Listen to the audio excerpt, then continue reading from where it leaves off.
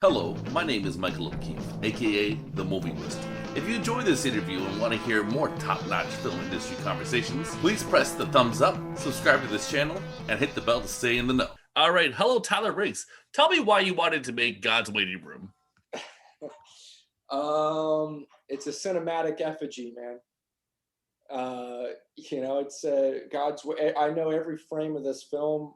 We didn't have a lot of money, and I took a story idea that was sort of like kicking around in my head for 10 years, some characters that I had kicking around in my head. I took every location that I had access to. I called in every single favor, and I wanted it to feel personal. I wanted to feel embarrassed, man, because I want to feel like an artist. You know what I'm saying? Was it Warhol that, Warhol says, if you feel like you're walking down the street naked, you're onto something.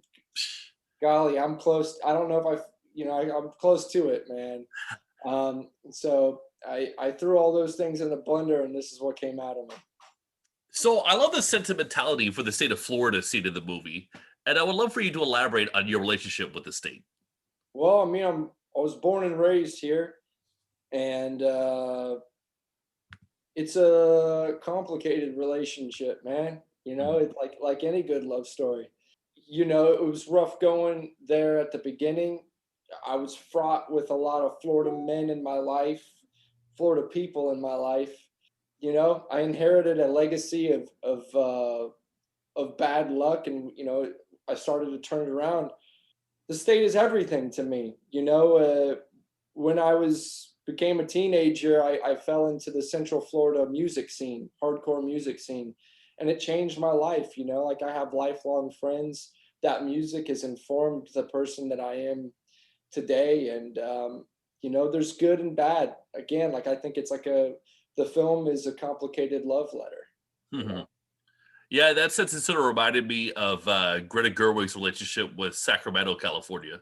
it's a totally different film, Yeah. but I really enjoy that flick, Lady Bird. And there was, you can see when someone's connected to a place. That she knows that life. And for me, it's a similar approach. I think the characters of this film are different parts of my psyche. Like, it's no one character is the biography of me. It's like, this is the guy I was. This is the guy I could have been. And this all this character. This was like this music that got me out, you know what I mean. Like, a lot of ideas and parts of my psyche are just like bouncing around in the film. Definitely, I could tell. So, how long did it take you to write a first draft? Like I said, there was different iterations of this over the better part of a decade. It started with like you know, a couple of news articles, a couple of events that happened that were close to my life. But when I wrote Fade In on what became God's Waiting Room, we were picture wrapped on before 3 months. So Wow. yeah, so I wrote one draft. I cleaned it up with the second draft, and then I made like some minor adjustments with a third draft, and that was all within the period of 2 months. And then we shot the film on the third month. Do you That, remember writing it, or did it just come out of you? um, I had broken the film down into beats. Like, I Mhm. start with like mid. How do I want? I knew how I wanted it to end. I knew what I wanted to happen at the midpoint. You know what I mean? I knew the characters, and I knew all the locations that I had access to. And I remember writing it because I sat in the same chair every day at a coffee shop down the road here in Florida. Um, and these people are like, who? I feel like these people by the end of it were like, who is this guy coming in every day and looking stressed out, like staring Right. at the wall? Like, yeah. So, I love the visuals in the movie, and I'm wondering how much of that was figured out during the writing. Oh yeah, a lot of it. A lot of it. I mean, I've been doing photography since I was a teenager. We started taking pictures, my friends and I, of each other skateboarding around town. I got to know my way around a camera. Part of my process is like finding the photograph, and then allowing life to happen within that frame, you know? So I think I had these locations in mind. I kind of had a sense of how we were going to set them up. You know, some locations, Mac, our cinematographer, he came out of Vice, so he had a real documentary feel in the back as his background. And so I was just trying to put us in like really beautiful cinematic locations, and then finding it. And sometimes we'd be in a wide and let everything play out in the wide, and then other times we would go in for coverage. You know, editing it was crazy though, because I really wanted everyone to be as absolute natural as they possibly could be. So we had a lot of, you know, first time actors that did wonderfully, but a lot of the time I was like, just throw the dialogue away, make it your own, and you are this person. You don't have to be anything extra. Cool. That's pretty neat. So let's talk about that, because you acted before directing this movie.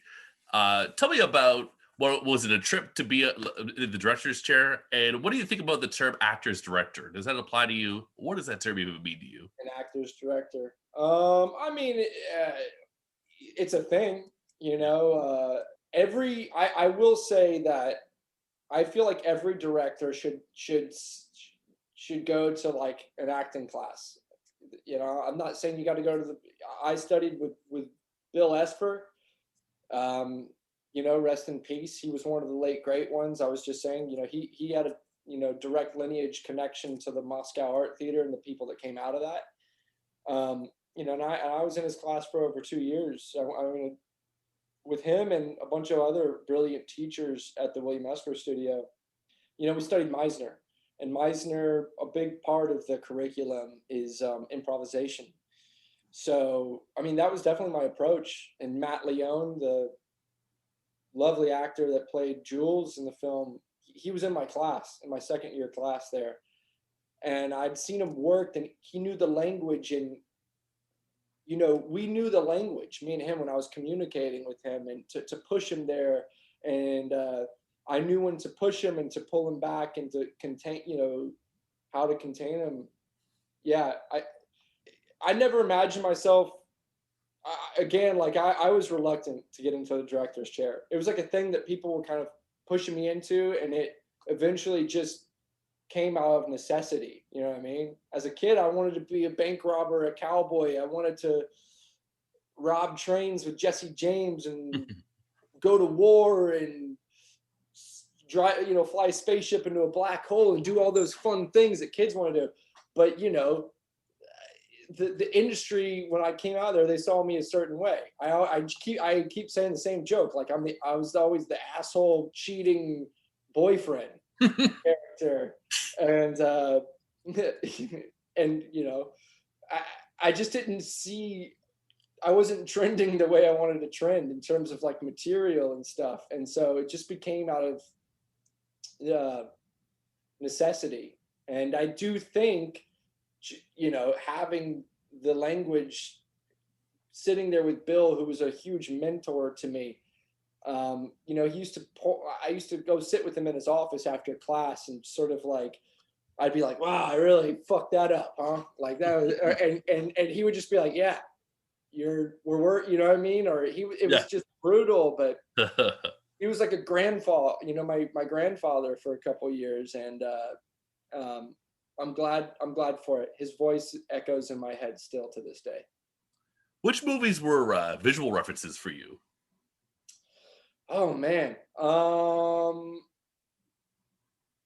love, I really love Terrence Malick films a lot. That makes sense. Yeah, but I love Cassavetes films a lot. That makes sense too. Yeah, it's just like raw.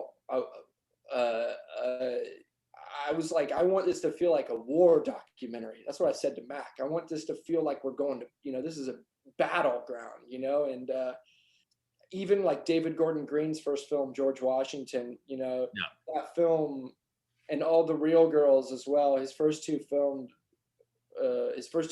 like those films resonate in me. You know, that sort of like Dogma 95, you know, those those films resonated in me. That life resonates in me. You know what I mean? That the real life. But yeah, I definitely have like a, sitting right here. It's Terrence Malick, an oral history of Terrence Malick. Oh, cool. Yeah, yeah, yeah. I don't want to be one of those guys that's like trying to do what he does, but Yeah. I could put on any of his films any day, and I know people say good things and bad things about some of his later films. It doesn't matter. He's plugged into it, man. He's plugged into life. So this movie's played in Tribeca, and I'm sure you're super jazzed about that. But since De Niro is sort of the man behind Tribeca, tell me your favorite role by De Niro. Oh my God. So it's such a hard question, dude. Yeah, maybe just a personal one that comes up to the top of your head. I mean, dude, I love him in everything. Mean Streets, Goodfellas, Casino, Heat. I mean, the diner scene at Heat. Yeah. It's a freaking those like long lenses, and they're just like boom right there, and he's like, maybe you're never gonna see me again, or whatever the dialogue Right. is. Yeah, like he's a beast, man. I think I got to give it to Mean Streets though, because there was something about his performance in that film where he was an exposed wire. You know what I mean? He was so volatile. He was.